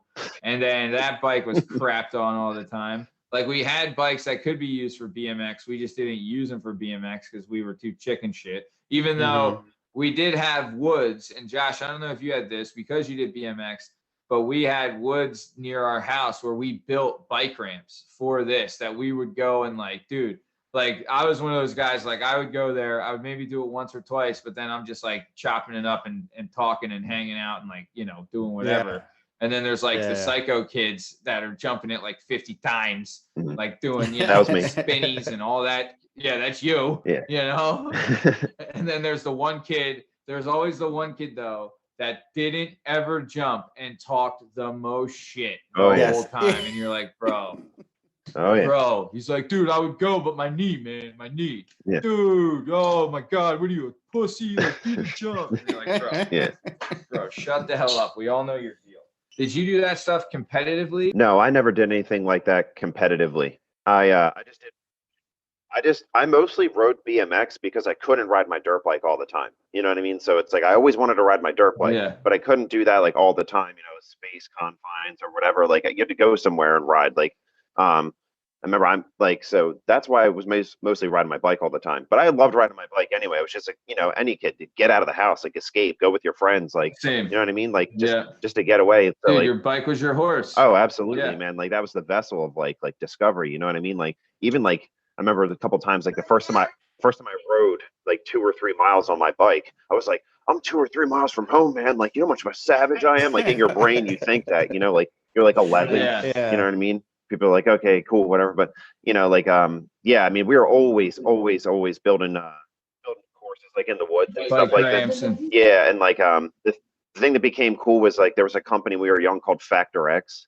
that, or Factory X, I think it was Factor X. And they made like plastic kickers. So when it was one after that, because like we would throw them, like we'd hold it right, like on our back and we'd go take it somewhere with us where we were going to ride or whatever. So it'd be at the base, like a big hill or something. And we'd throw this plastic kicker ramp down and then like make jumps and stuff like that on our own. So like that definitely changed the game. And you could use that for skateboarding, rollerblading and everything else too. Right. So like, extreme sports. That's really cool. Yeah, extreme sports became like really popular when I was young. Like X Games and all that stuff really blew up. You know what I mean? The Tony Hawk era. Yeah. Like up in like, you know, Matt Hoffman. Exactly. Playing all these games on PlayStation stuff. So it's like I was just always cramming my brain. It was like Tony Hawk's Pro Skater, like Matt Hoffman BMX or Dave Mira's game or whatever, right? And then Dave Mira was awesome. And then I'd go like I'd be like out of my mind, all amped up, like because you're 11 and that's how you are. You know what I mean? And then I would just go run outside and like, you know, just try to go jump over stuff. And then once I got a dirt bike, man, I think I did more dangerous shit on my bike once I got my dirt bike because it like wasn't enough. Once I had my dirt bike, it was just like I was like it was a fix, man. Like I needed it, you know what I mean? Like so it's like I started doing really dumb shit on my bike. You know what I mean? And then like skateboarding and stuff too. So this is something I'm like really fascinated about. So like motocross, right? I've ridden on a 4-wheeler and like, you know, a gator and like whatever that stuff. But like a dirt bike, like I've always wanted to fucking like, because you see the movies like Kelly Leak and Bad News Bears had a dirt bike and like all these fucking badasses riding around on dirt bikes. I had a go-kart and stuff, but that's not the same. What was like doing motocross like? Because like those kids always were showing up to school with broken legs and shit. You know what I mean? Like, dude, what? So that's something though, like I always wanted to do. So how do like one, so I and we'll talk about it, but your dad worked with automobiles and stuff. So he knew the mechanic stuff on how to fix and work on a bike. But like, what is it as a kid, like the sport of motocross? Like, how would you do it? Like, do you go to tournaments on the weekend? Are you racing? Are you doing tricks? Like, what are the competitions and how'd you get into it? So like the 80s and 90s motocross was really big, especially like in the 80s, like late 80s going in the 90s. Motocross, I think that's like when it really blew up because like it got big in the 70s, but like as I was growing up, like my dad had like technique videos from guys explaining like how to launch correctly, like how to do stuff or whatever. So like, and I was so obsessive, and like I still am. Like I'm an idiot. Like I gotta like control things that I get into because I'll lose track of time and I don't get anything done. So like my dad would put to keep me occupied and to keep it easy for him, right? He knew if I put dirt bikes on the TV, he's just gonna sit down and shut up, and he'll be glued until I turn it off. So like that's what I would do. I would watch these videos that my dad had of like people like doing. I'm like, okay, like I understand this. And then I learned how to ride a bicycle, right? And like then it came from there. So once I got my first dirt bike, and my dad started to show me like little things here and there. And then it's like anything else, like the gym became, I want to compete. I want to do this all the way. I want to do this, do that. So like it wasn't necessarily like a thing that like I didn't find it hard to get into it. It's just really expensive, man. And my parents were broke as fuck growing up. So like you think like playing sports or like paying for hockey gear or some shit like that, that stuff's expensive. I'm not gonna like nice shit's always expensive. But like fixing a bike every weekend and traveling the whole United States and having to tow everything and gas and stuff. Like your parents have to own a business. Like most guys growing up that like started off like their families own businesses and they're called what's privateers. You know what I mean? And like get sponsorships from like local people. It's like fighters, like they're shorts. You know what I mean? You, like used to be, and still like in Bellator and other organizations, like you have sponsorships. So it's the same getup. You know what I mean? So you find your way that way. But I could, it's like my parents like didn't have the money, and my dad knew how to ride and stuff, and he was adequate for what he had done. But he wasn't a professional. Like nobody in it was just like a hobby. You know what I mean? My dad was just into it because he grew up in that era, like 80s and then the 90s. You know, and that's when I was born. So like just what he liked to do. And he always had a dirt bike or a motorcycle or something. So yeah, it became my like one of my first obsessions was like was dirt bikes, motorcycles, like because my dad had in the garage. Like I can still remember to this day like the smell of the garage and seeing my dad's dirt bike, like the smell of the concrete, like some of the other stuff that was in there, but I could smell like the gas and the plastic and like I can remember like walking in the garage and seeing it even when I was young, like my heart would skip beats. It's like there's a dirt bike, you know what I mean? Like it would I would crawl, like I'd want to crawl on it. I'd put my dad's helmets on all the time, like you know what I mean? Like I'd be swimming inside this helmet, but it was just, you know, for me it was just like that was like my first, like the hair on my neck is saying like goosebumps when I see this thing, like and like the vibration, like being on it with my dad, and like you know everything was loud and it smelled funny and like you know it just smelled like gas and like the thing just was obnoxious and like raw, you know what I mean? Like that was my initial first thing. It's just like that was when it was like, oh, this kid's gonna have an adrenaline problem. Like, you know, that was the first thing. Yeah. Dude, that's badass, man. Like, so what you're saying. So there was a kid that used to come into the gym, Johnny, and his parents they owned like I don't know if they owned a garage, but they knew how to work on cars. And this kid did like race car kind of stuff, right? Like junior race car stuff. But what you're saying, you have the bike, you have to pay for parts for the bike, you have to repair the bike. So that's time. You have to put gas in the bike. Then you have to have a trailer or a truck to put the bike on so you could drive to different competitions that are hours away. And then you probably have to stay overnight sometimes and things like that. Oh, yeah. So like this is like a total commitment. I didn't even know either, which this is fascinating. And Shake, I don't know if you knew this, but that there was like instructional videos for motocross. I just thought guys were fucking ripping it up and fucking taking it up, you know? Yeah. Like, that's what I thought, but it's fucking, dude, that is badass. Go ahead. Yeah. Go. So there was a guy was called Jeff Matazovich. It was like his nickname was Chicken. This is the Mataz Attack video, and Jeff is definitely no chicken. So like I remember growing up, like I can still hear like the intro music and it's some super 90s like, and some shit like slides in from all directions, and it's like, you know, it's like yellow and pink and all this stuff, and it's like a Chicken Matazovich like, you know, technique video, and it's a VHS, you know what I mean? Like that's so cool. Yeah, it was awesome, man. Like, and it was just I think it was just a way for my parents to just, they're like, oh, we found something, here we go. Because like, yeah, like I don't know, I didn't like have action figures and stuff a lot or whatever, like GI Joes or anything. I like cars and motorcycles and stuff, and like, you know what I mean? Like it had to be fast. Dude, that's badass though, man. Dude, you're like straight fucking young Ricky Bobby. Like I want to go fast. Big time. What, yeah. Well, I want to go. Yeah. You know? What are the rules for young people like doing like motocross and stuff? Yeah. Obviously, like I'm assuming this is long before you were 16, right? Like, so you didn't have your license. No. So like, kids get started really young. It's like anything else with boxing, stuff like that. Like the elite of the elite, like, the guys that go on to win multiple like world titles for like, Supercross or motocross or whatever, they start off young. So it's just like usually you have land. You start off, you practice in your backyard, and then like it starts to grow from there. You get in touch with people, and then it's like any momentum starts to build. And this guy knows this guy, and now okay, be cool with this dude, or like buy parts here. This guy might know this guy, and boom, boom, boom, and now you got something. Now it's like, oh, this dude wants to sponsor me. I'm actually getting kind of good at this. Like, so it's like anything else. I think you just like you meander your way through like the beginning, right? You kind of keep your head down, get the lay of the land, get an actual skill set, and then start to expand. Like so. I think it's like anything else. Yeah. So, but the thing is like these competitions, obviously, like if you're having like is it like 10 and under competition, like 11 and under, that kind of thing? So you should do it by like the CC rating of the bike. But it's like sanctioned. Yeah. Like you're allowed to do it. I guess because it's on a closed course and like they try to make it safe and they have crazy probably insurance. So that if you like break your leg off or something, you can't. It's probably mostly just a waiver to keep them out of trouble. Like you're doing this on your own, buddy. But it's usually like age bracketed, I think, in the beginning, and then it's like limited by the bike size, like whatever the CC of the engine.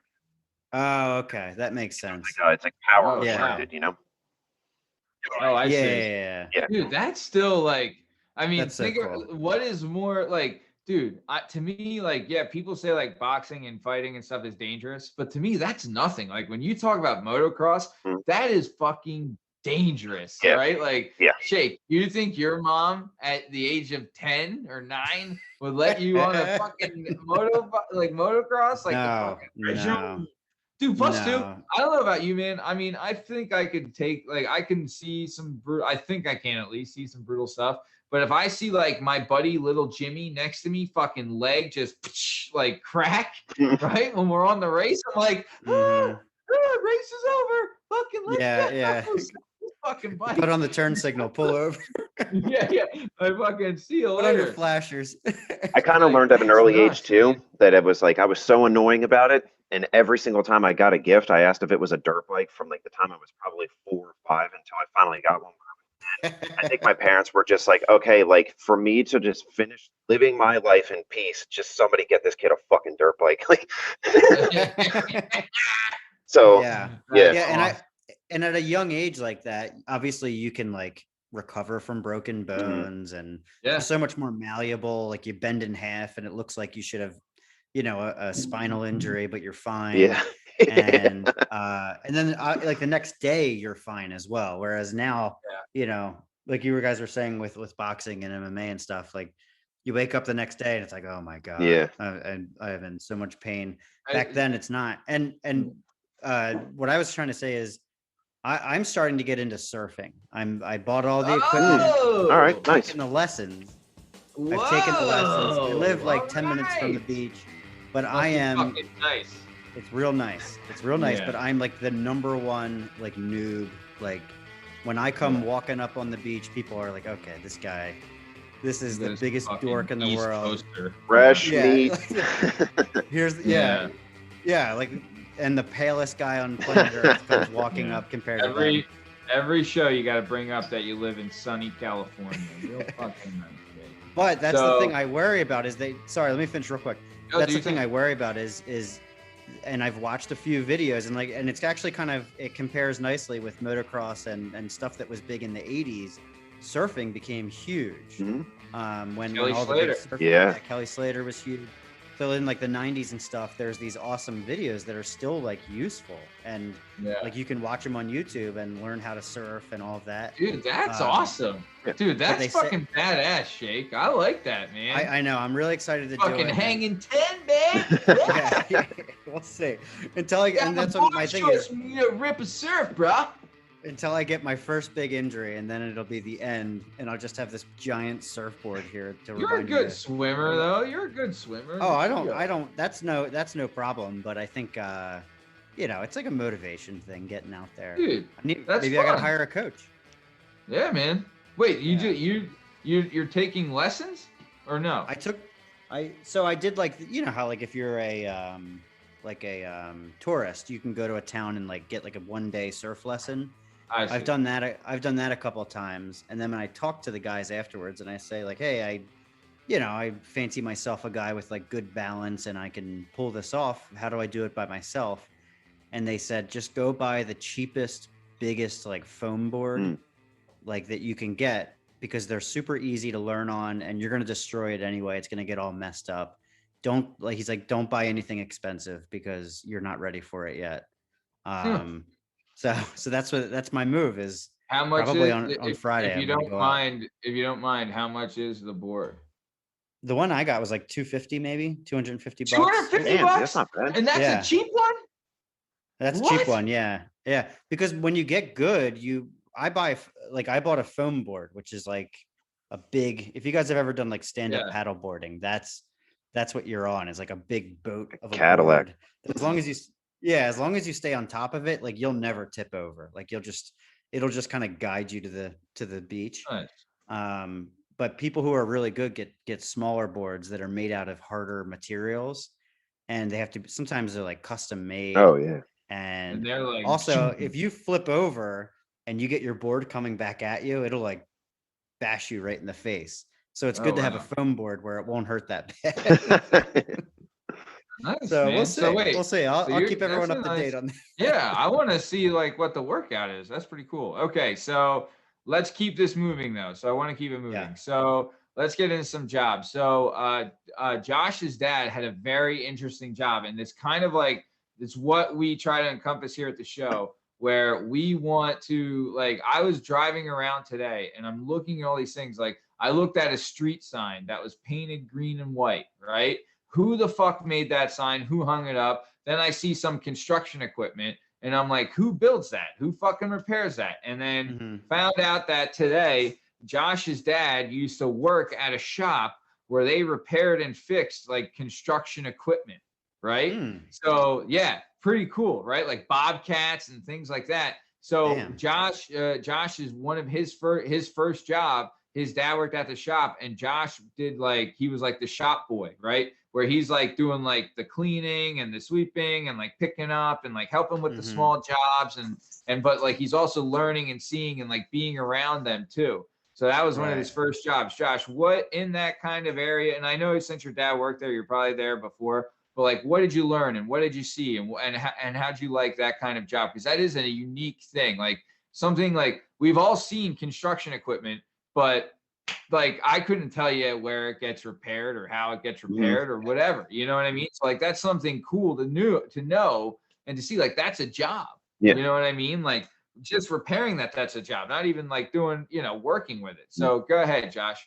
The environment, man, was rough. I mean, there's just like metal everywhere. You know what I mean? Really heavy shit that like you have to have like a general awareness, which I learned really fast. About one, not getting in people's way because they're working, and two, it's a safety. Yeah, these guys are in a flow like anything else, even in an office or even anywhere. There's a flow to the workplace, right? Like new people stand out like a sore thumb because they're not in the flow. Yeah. You know what I mean? Like anything else. So when like I was first there, like I was klutzy, I was kind of like mousy almost. I was like, oh, you know what I mean? It felt like the first day when I walked in the gym. You know what I mean? Like what the fuck am I doing here? You know what I mean? Like, but it's like there was a job that had to be done. And I just was like, I need to do this, this, and this, like any other 14-year-old, you know what I mean? That's just like kind of half shit in his pants. And it's just like, okay, I got to do something or my dad's going to look bad. You know what I mean? To have that pressure, you know what I mean? But like just being around it. And it was like men in like the 90s, like late 90s and 2000s, like not like today, dude. Like the shit that flew around in there, it's like, it's a equipment shop, you know what I mean? So it's like, it's even more rough than like a dealership or like a car, you know what I mean? Like, so, they would fuck with each other. They would bring, firecrackers in the shop and screw with each other during the day. Like, like the boss was there, like shit, like crazy shit would go on. Right. And it's like, it's hot as balls. Like, that's the one thing I remember, like being there, like just sweating my ass off. Like I've never sweated before in my life. Like, and realizing that my dad's been doing this shit every day for like, he was at that job for 18 years. And by that time, it must have been like 14. Jesus. And like, just thinking about that and like, my dad was kind of miserable growing up, like at points, you know what I mean? Like, especially when he was about the age that I am now, a little bit older than me, maybe 5 or 6 years older than me. Like, it's kind of always wondering, like, why is my dad miserable? You know what I mean? And like, started working that environment and like, wasn't exactly that it was just like, okay, like there was other factors, but I could see like, it's just like, this job is hard. Like, this is a really hard living. You know what I mean? Like, all day and like work on these machines and they're covered in mud. And like the thing comes in, like you've got to clean, like we'd have giant excavators or like bulldozers. The bulldozers were always my favorite. Like, and one of my favorite memories, like growing up with my dad, is like being in there, right? And my dad's like, "Oh, this machine just got done. It just got painted. I got to put it in the lot." I'm like, "Okay." He's like, "You want to drive it?" I was like, "Hell yeah, I want to drive it." Like, and the thing, like anything else, I was scared as hell of it, right? But I had an attraction to it, just like my dirt bike, just like fighting, just like anything else. It was just like this thing scares the shit out of me, but there was something about it where it was like there was like an allure there. You know what I mean? So like get up on this thing and the diesel engine's running, the thing shaking like hell. You know what I mean? And like my dad's like, "All right, put your foot on the pedal."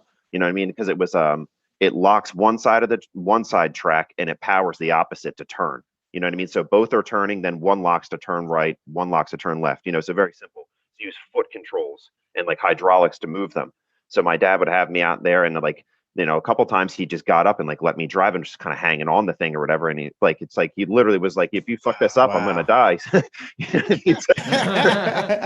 it's like we would just be us in the lot and I would be driving this thing around, you know what I mean? And like, I mean, that was like, so it was like that, you know, you see like this mechanical thing where it was just like, it was this, and then it was the dirt bike. So it's the same type of thing. It's like, oh man, this thing's loud and it shakes. It scares the shit out of me, but it's really cool. You know what I mean? Like, so it's like, just being in that environment gave me like the first taste of like, one, I found out really quick that there's multiple paths that you can take in life. And some people took the path of working really, really hard every day for, I don't know, like what the wage was exactly back then. You know what I mean? But I can't imagine that it was spectacular. It was really hard work, you know, what those guys were doing. And but I feel like that was my first taste of like manhood, of like, you know, like go fucking get to work, like shut up and go work. You know what I mean? And this is the way it is. You know what I mean? Like, you know, and when we're done, we're done, and it's hot, so deal with it. Like no crying. Yeah, dude. Honestly, that's a great lesson to learn, and that's good on your dad. But I think that's something, and Shakes brought it up too before, where like my parents were the same way, and I think Shakes were too, where they were just, at times they're just fucking miserable because of like their lot in life. Like they all worked blue collar jobs, like hard jobs, you know what I mean? And then had to come home to like some fucking pain in the ass kids. You know what I'm saying? Like, but like the fact that your dad was like, in a way, he's like, look, it like showing you like, do you want this for your life? Or do you want to fucking like stay and like go finish high school and get something and do something where you're not fucking wanting to you're busting your ass and killing yourself every day for this shit. Like, you know what I mean? Like get a job that where you can act like he's teaching you a lesson of like, look, there's consequences and there's things that you have to do as a man, right? Like this is your job as a man to be a provider and things like that. And like he's showing you like, look, there's different things you can do. And that I think that's great on him that he did that, you know? And plus, as a little shithead kid, you fucking need those lessons. Oh, big time. Big time. Yeah. And Josh, you let us know if this happened to you on that job, but I have like really, really like bad memories of being a little shit like that. And some other adult screams at you or yells at you because you were doing something dangerous or whatever. I remember I was always hanging out like with sports with my older brothers. And I remember there were occasions where, man, like they were doing batting practice and I would wander out where like the guy on deck is swinging the bat.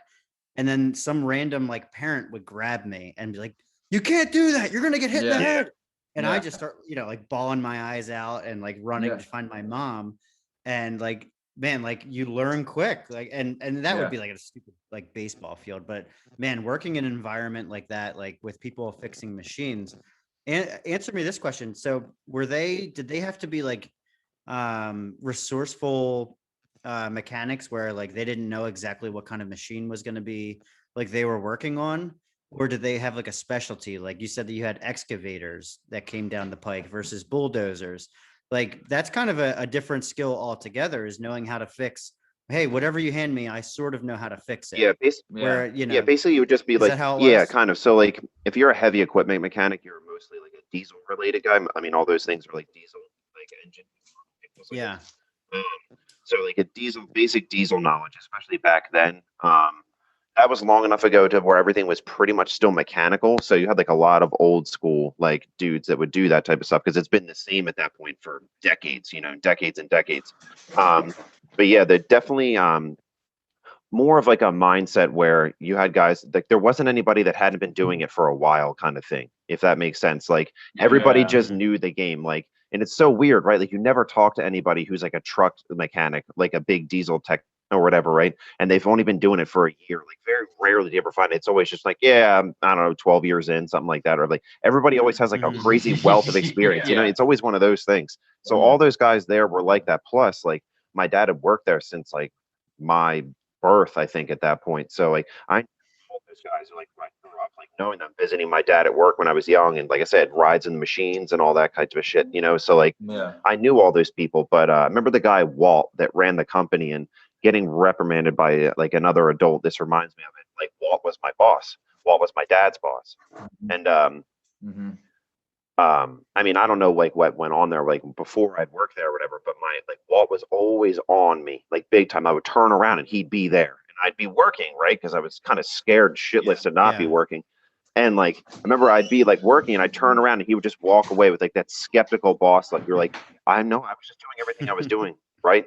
Correct? Like that's what I was doing. You're like second guessing, you know what I mean? Like so it was just if you're looking at it from his perspective, one, he's doing because did you get paid under the table?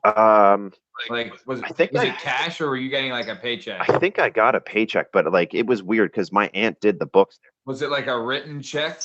I think I got a printed check. It's probably from like it might have been from like petty cash though, because when you were doing this, you're 13 and 14. There's no way they can employ a 14-year-old at this shop. No. Like, and he's probably thinking like in his mind, he's doing his employee a favor by letting his kid work there.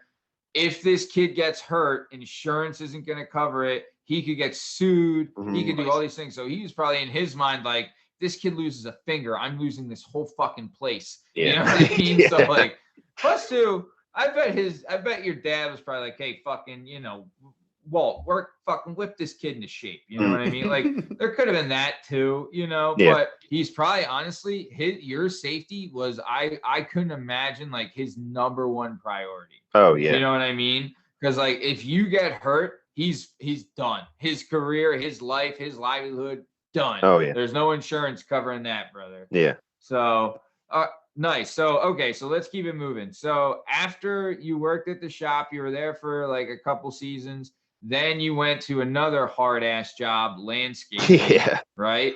Which, dude, we've all done it, not to like an extreme. But like I did like loops where like my buddy's dad ran a landscaping business. So like when my buddy was out of town, I would like fill in for him, and I'm like weed whacking and raking and blowing, using the leaf blower and using the push mower and shit like that. Nothing fucking, spectacular. But you were working for like a legit landscaping business, and dude, that's another job that is work. Oh, people don't realize like it gets like the stigma of like, it's like an immigrant job. You know what I mean? Like that's where like illegal immigrants go, and they do. But like, honestly, the guys I've worked with were fucking top-notch guys and the hardest working motherfuckers that there are. You know what I'm saying? Like that, and landscaping is not an easy gig. No. That is a tough job. Yeah. That's one of those jobs, like that job gets you in shape, buddy. You know what I mean? Like that is a rough gig. How did you like landscaping? What did you learn? How did that go? I liked it. I liked it because it was my first job where I stacked some decent cash that summer, where like I saved all my money that I made that summer and like, birthday money, all that shit. Cause I was still like kind of in that age group then. That paid for my first car and my first year of insurance outright. I paid for everything cash when I first bought it. And I always looked back to that summer when I was like working my ass off, when I like made the most money I ever had in my life at that point. And I always just like, it brings such a smile, like a warm, like smile to like my face and my heart when I just realized that it was just like, nobody helped me do that shit. I sweated my fucking ass off for that money. Like nobody's going to take that from me. Like I own this car. Like my parents didn't buy this car for me. I busted my ass to buy this car.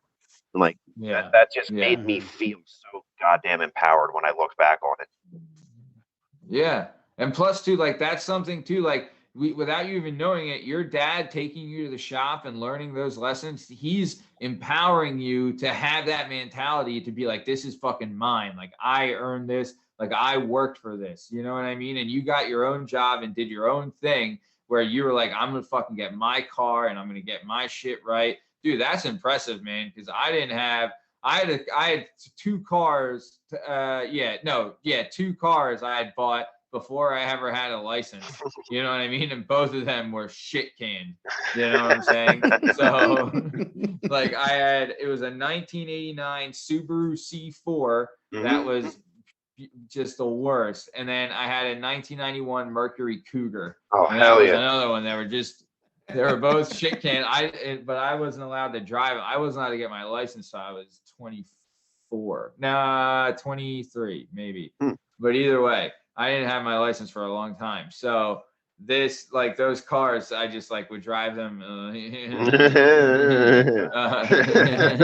But like the Subaru C4 didn't have a stereo system in it. So I'd put like a boombox in there with batteries. Oh, dude, I did some shit like that before too. Yeah. Yeah. So, and then like the windshield wipers didn't work. So I would have to, it had a sunroof that opened one time and never closed again. And I used to have to like do this with like a t-shirt over the front. But yeah, that car was a hunk of junk. But okay, so nice, man. That's awesome. And that you worked and you were able to save money and get your insurance and your car and yourself. That's fucking good on you, man. If I was your parents, I would be very proud that I had a son that did that. Yeah. But then after that, right, you're done landscaping. Then you worked at the mall and you worked there for like a couple of years at a couple different shops, right? What was like, everyone goes to the mall, but working at the mall must be like a unique thing. Like there are times that I've been to a mall like during a weekday and it's like dead slow. But then you're there on like a Friday and a Saturday and on the weekend and it's packed. Yeah. Like, what is it like working at the mall? How did you find that? Because that's a unique experience. Well, back then, right, we're talking like when I first started working at the mall, I was 16, I think. I don't think I was 15. I don't think that's prime mall rat age. Oh, bro, brother. big time. Prime mall rat age. I was there every weekend regardless, right? So like I didn't care about like on the weekends, like Friday and Saturday nights. Hell yeah. It was often I knew all my friends would be there. You know what I mean? Like sometimes I wouldn't work until close. Maybe I'd get done at 8. Back then the mall was open till like a normal time, like 9 or 10 o'clock. You know what I mean? So like I would get to hang out with my friends afterwards. And if not, like most of the time, if like, especially when my buddy ran the place, I had Journeys when I worked there, because I worked at Journeys and I worked at Hot Topic and then I worked at Journeys again. And it was the same thing. Like as long as all my responsibilities were done, I would just kind of wander around and just talk to people.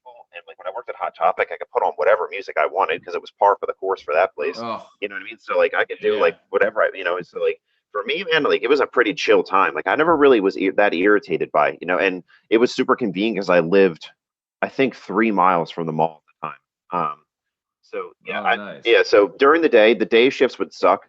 The work was so easy though that I just like it didn't bother me. But dude, working especially Friday nights, man, it'd be like a summer night or something, and like a whole bunch of places would be packed. Or it was the holidays. Holidays were great too because you'd always run into people that you hadn't seen in forever, or like you'd see people that like, yo, what's going on? Like so that like working at the mall was great. It was kind of like half of a party for me since most of my friends worked there. It was a good time, but I mean, it didn't really pay that well, but once again, I was just a kid, right? And I was making $7.50 an hour or whatever. So same thing, just saving all my money. You just want gas for your car and insurance and all that. Yeah. That's all you want, right? Oh yeah, big time. And like, I mean, I played in like multiple bands at that time, and so many of my friends did that, like would hang out at the mall, or they like were friends with people, like, so there was kind of like just a clique going on then, you know what I mean? So like, yeah, and I mean the food court was right there. I could eat whatever I want, so sure. It was just cake, man. It was cake for a 16. Yeah. It was air conditioned. I wasn't sweating my ass off anymore. Like it was freaking cake. Yeah. Oh, dude, and like you're like doing your thing, man. That's pretty cool. That is a cool, like when you're looking at like that, like if you're 25 and you're working at the mall, that's when it's like, ouch. Yeah. I was just thinking I'd like to get a job at the mall now. Dude. I don't think I'd be accepted. When I stroll through the food court, I don't think the ladies will be turning their heads. saying, plus hey, two, who's like that guy? there's plus two, like Josh, at your age, you're 16 and like you're working there, you have a car, you're a good looking guy, you're like into music. Were you in a band at the time too? Yeah. Yep. So the chicks just fucking ate you up. You had a job, you had a car, you're in a band. Fucking A, man. Yeah. Jesus Christ. Cleaned up pretty good. You were just like at the mall, you were just like, yeah, all right. Well, I mean, they're coming to me, so yeah. I'll just hang out here. I believe the phrase would be killing the game. Yeah, killing the game. That's damn right. So nice. Okay, so let's keep it moving then. So after the mall, you left the mall and kind of got back into the automotive world where you worked at Pep Boys for a little bit. Is that right? Yeah. How was that, man? Because I'm not going to lie, not a fan of Pep Boys. Now, at this point in my life, neither am I. I avoid it like the plague. But especially since I still work on cars and stuff like that, I won't go there at all. But especially where the one I used to. Yeah. Believe it or not, 50% of the people still work there, and that was 13 years ago. So Jesus, it's one of those places, dude.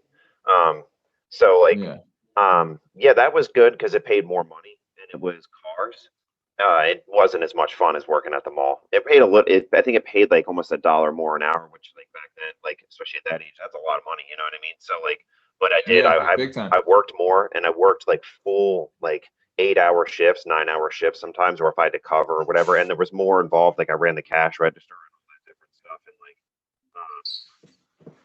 so that was good. But I'd also really liked with cars and stuff like that, you know what I mean? So that was my main thing. It was just like, I'm knowledgeable at this. Like this is expanding like something else that I can now, like when I am here, like doing this, now I'm kind of broadening my horizons for something else. So that kind of like gave me the jumping off point of like getting out of retail, because I didn't want to be in retail forever. You know, nobody does. So but it was good, and I got more experience. I expanded a skill set, and then eventually, that led to my next thing. So it was just more retail and stuff like that, but it was longer shifts. You know, more commitment. I had to work on Sundays 9 to 6. I remember that was just the most molasses moments of my life was working with that 9 to 6 shift at Pep Boys. Yeah, it was awful. Dude, that's brutal. So okay. So then you're done Pep Boys, and like you kind of stayed in the automotive kind of realm, like you said. Then you went from Pep Boys, and now you're at your current job, but it was a different position when you started. So tell us where, like, you don't have to say the name of the business because you're still there, but what does this business do, and what was your job when you first started, and then how did you transition into the position you're at now? So when I had another job, I was a counter guy for a truck parts warehouse, and that's where I ended up like kind of going from being like an automotive guy to getting into the diesel world a little bit. So once I got experience at a dealership, I had enough of a background established with heavy duty vehicles and having like diesel experience with my very first job with my dad.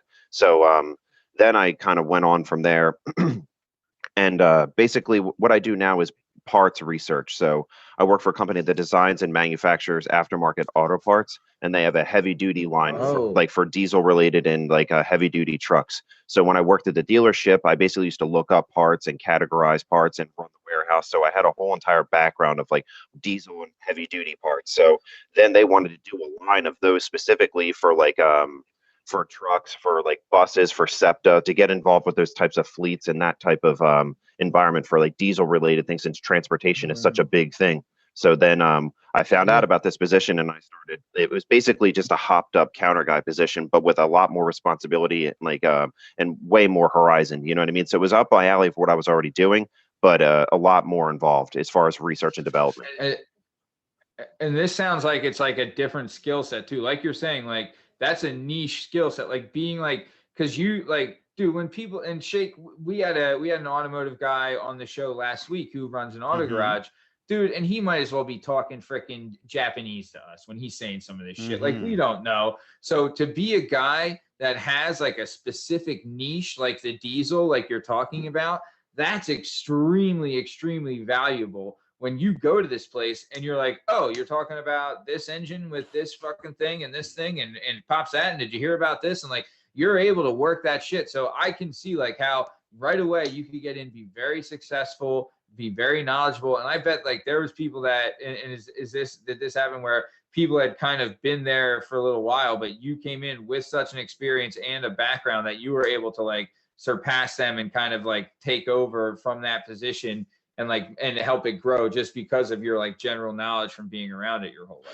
Yeah, so there was people that had like like a general skill set, right? They were trying to understand, whereas like things came second nature to me. Like I would see things on paper, like, hey, I'm trying to understand how this works. I'm like, oh, that's this, and this. And it would be something that they didn't understand for like a couple months, you know what I mean? But it comes second nature to me, right? So there's in such like initially when I went there, that the heavy duty diesel line was in such its infancy that like they kind of just had people who were familiar with cars trying to figure it out a little bit, you know what I mean?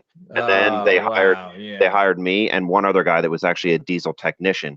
And then like the ability for information, just because of our general knowledge, like it just boom. So we would sit with product managers and development managers and stuff, and they'd be like, okay, so what about this and this? And then I would be like, oh, well, we replace this all the time. We sold a bunch of these, and they would just start writing stuff down. You know what I mean? So it was kind of cool to like see like an impact like that. Literally like, oh, like I'm not just like a counter guy and I'm not just cleaning up like the dirty parts and put shit on the shelf anymore. You know what I mean? Like now it's like I did all that and like got dirty now to tell this guy. And then like you would see like, oh, we get a request to research stuff and to be shit that I talked about in a meeting, you know?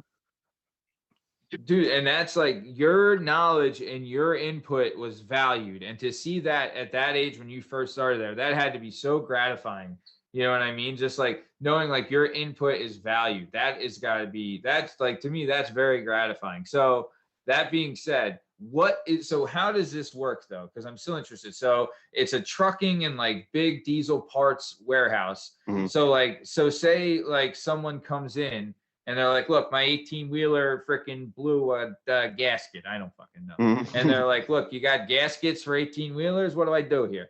Right. So do they like come in? Do they order it? Like, is it like the guy pulls up in his 18-wheeler with the blown gasket and is like, hey, it's parked out back. Here are the keys. Take care of it. Like, how does all of this work? Like, what does a customer want from you guys? And what do you give to the customers? So the job that I had that was the Pep Boys, there was the one in between where I worked at a dealership. So that's where I got like the guys would come into the counter and I started learning stuff because they'd have their truck outside and they'd come in there. So the job that I have now is for a different company. It's actually right down the street that I do like that I'm part of like the bigger like R&D program that they do. But like basically I can answer the same thing, like two birds, one stone here.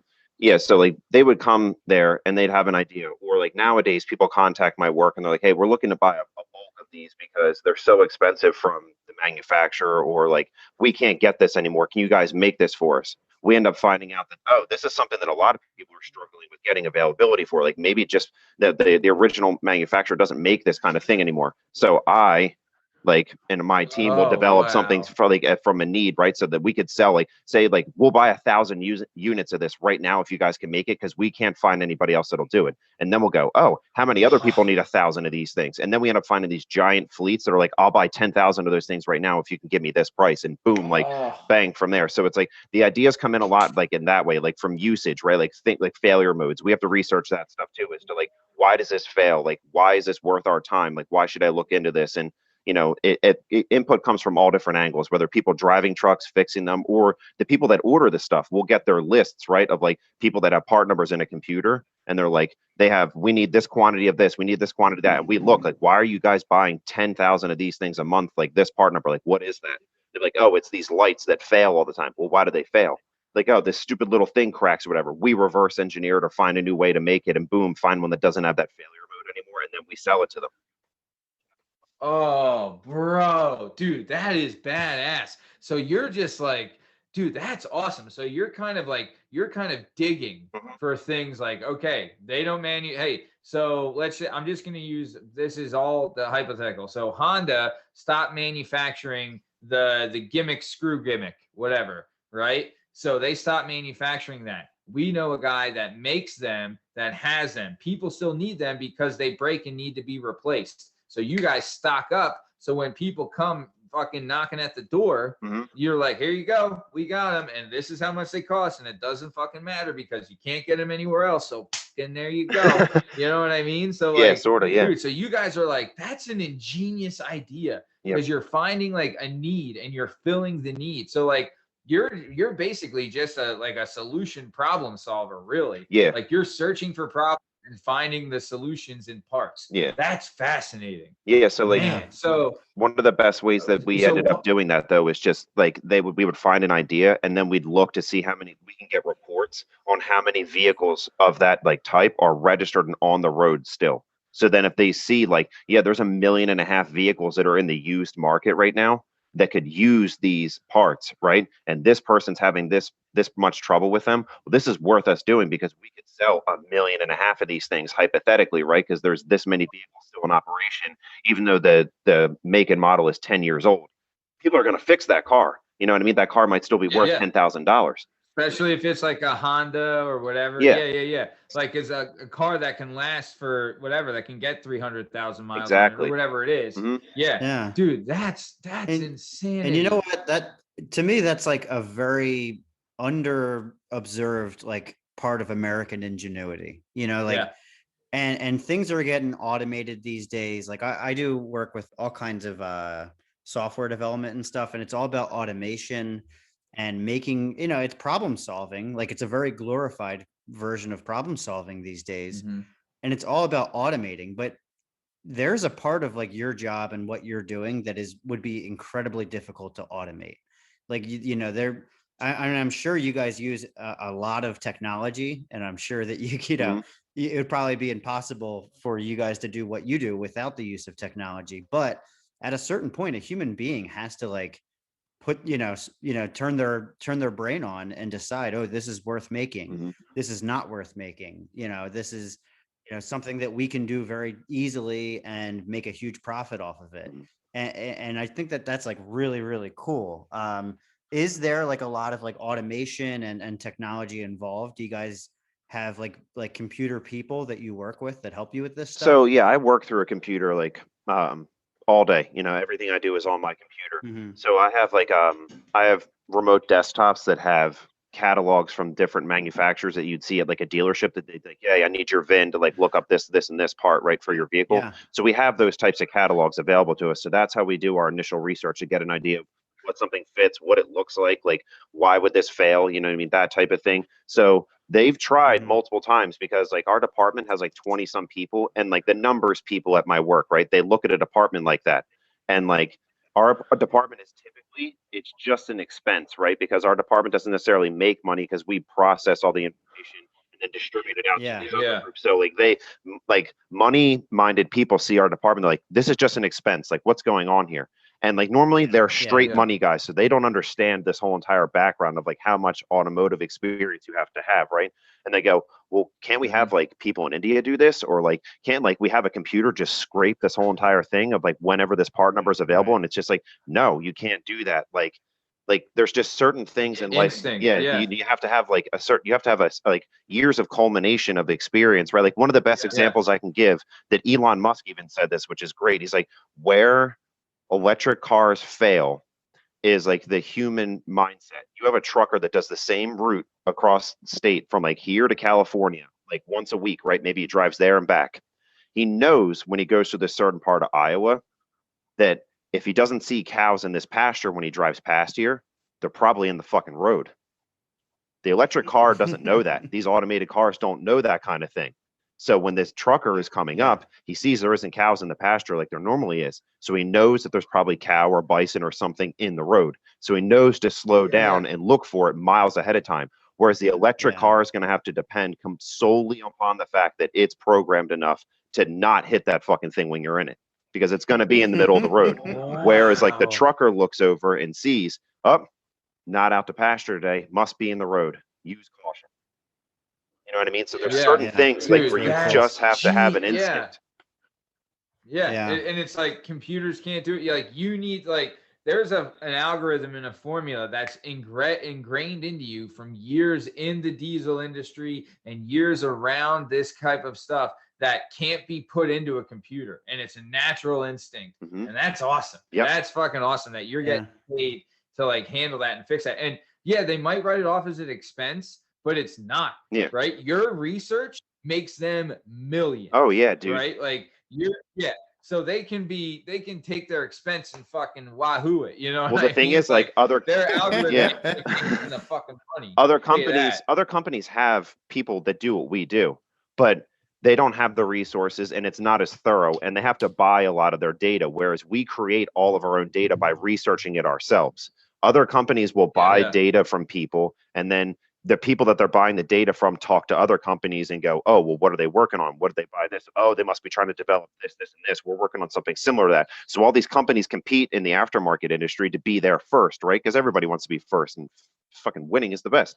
So like you always want to win, right? So in that regard, whereas people, we don't buy our data, we create it. So people are always wondering, like, especially with the heavy duty diesel, like 18-wheeler, like semi truck related, it's extremely hard to get data for that stuff and to get the information that we have. So to go to these conferences, and the people that are on my team go there, and everybody looks at us and goes, how the fuck do you guys do that? Like, where did you get that from? And they ask to buy it all the time, and we won't sell it to them. But because even the head of our company will take people on the like tours, like manufacturers that are going to buy from us and stuff. They'll take them on tours, and they always come to our department and they say, this is the one thing that we have that nobody else has. We have a cataloging department with our own internal resources, all their own like research and development to initiate our process. Nobody else has this. Like, you can't just have a computer scrape a catalog and get this.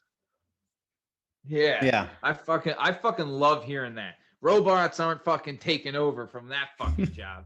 You know, like, humans' instinct matters. Like, you know what I mean? Yes. Like, the interaction matters. There's something you guys can create. And like, do you guys get like jazzed up when you're like, oh shit, look at this. The fucking thing's going down, and we're the only place you can get them is here, and this is all that can happen. Let's fucking go press this. Let's go get, you know what I mean? Like, when you get like a track on something, like, you guys must be like, all right, let's fucking go. Let's feed the need. Like, let's get this teamwork kind of thing. Yeah. Right. Like, that's kind of like, that's fucking, dude, every day you get to search for that. That's pretty fucking rad. Like, I'm not gonna lie, that's pretty cool. Yeah, I mean, when you walk past people in the hallway and like they say, like, you'll hear people talking about something, or somebody will like just point and be like, oh, hey man, how you doing? He's like, that idea you told me about, like, that we're getting that one going, and like we'd print a catalog like quarterly, right, of all of our HD stuff that we've been working on, and I would see some of my ideas printed in the catalog, and it's all stuff that I dealt with when I was at the dealership, whether it was like returns.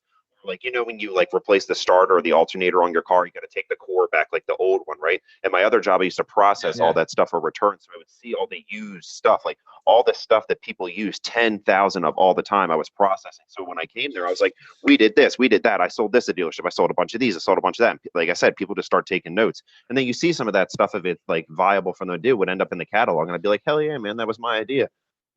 Fuck, dude, that's awesome, man.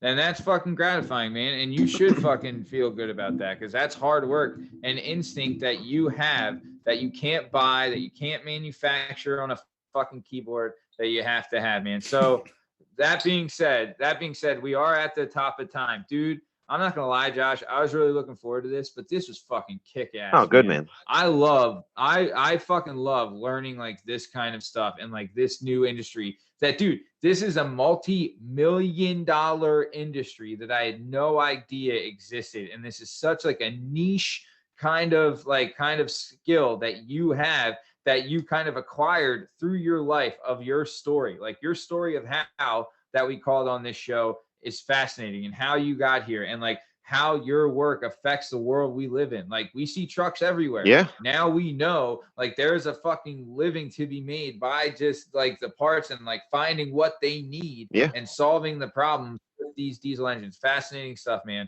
This has been so great. But we do have to get to the end here. Shake, you got anything you want to say to the people? No. Josh, just thanks for coming on, man. This is really educational. Sometimes these things are more entertainment. This one was like a nice balance of entertainment and education. Oh, good. Yeah. So couldn't agree more. That's what we look for. Perfect. Yeah. Ice cream, baby. Yeah, and please come back. Please come back sometime as well. That's big time. I was just going to say, I know me and Shake are usually on the same page with this, but yeah, we would love to have you back on if you'd be willing to come back. Oh, absolutely. 100%. Just let me know, man.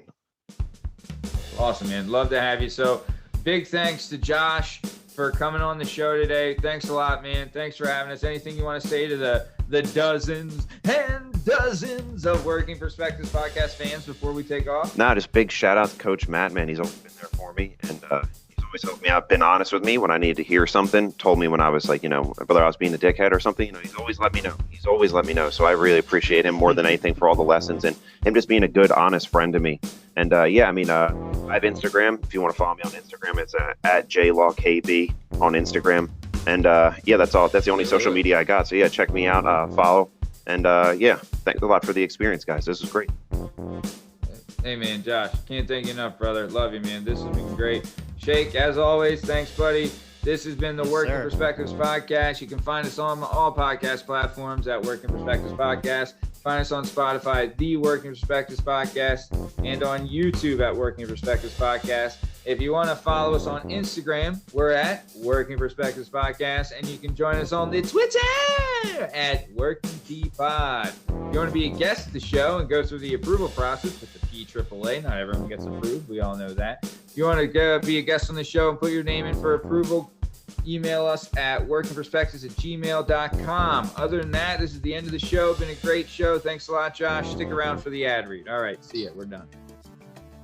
Do you have a message or a story inside of you that you've been waiting to tell? Have you always dreamed of writing a book but are intimidated by the complexities of the book publishing world? Perhaps you want to use a book to launch your public speaking or consulting career. If so, please reach out to Scott & Bell Publishing, located right here in beautiful Philadelphia, Pennsylvania.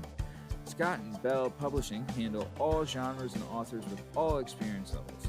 Scott & Bell Publishing gives authors 100% creative freedom and a higher royalty split.